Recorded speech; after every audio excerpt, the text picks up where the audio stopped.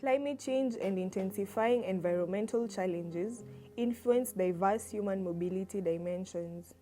Temporary and long-term displacement, internal and cross-border migration, including labor migration and pastoralism, planned relocation, trapped populations. Building sustainable solutions and creating safe migration pathways provides opportunities for adaptation. How does human mobility integrate into climate change adaptation?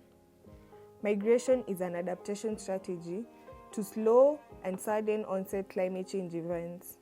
Migration as an adaptation strategy can support livelihood diversification and strengthen sustainable development in communities of origin and destination. Providing sustainable solutions for those staying in areas of origin and strengthening disaster risk reduction and management are key adaptation efforts. Adaptation could help to avert, minimize, and address climate-induced displacement, allowing people to stay in safety and with dignity. What are national adaptation plans, and why is human mobility important in them? National adaptation plans help developing countries to reduce climate vulnerability by enhancing adaptive capacity and resilience. To ensure climate policies are human-centered and reflect the realities in the region, it is crucial to include context-based human mobility dimensions in national adaptation plans. Integrating human mobility into climate policies enables access to resources for affected populations to stay, to move, and for those on the move. Better planning also reduces climate-induced displacement and provides safe migration pathways from affected areas.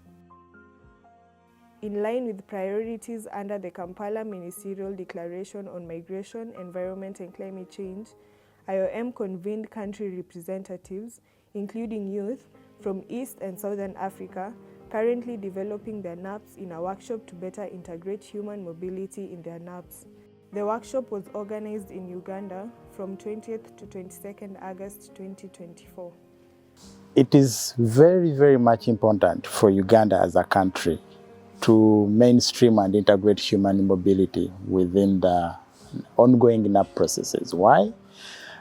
First of all, Uganda as a country is a refugee host country. It's one of the countries that has high influx of refugees, but also looking at the ongoing occurrences of climate hazards, taking an example of the floods, landslides, there's a lot of internal displacements and planned migrations due to the impacts of climate change.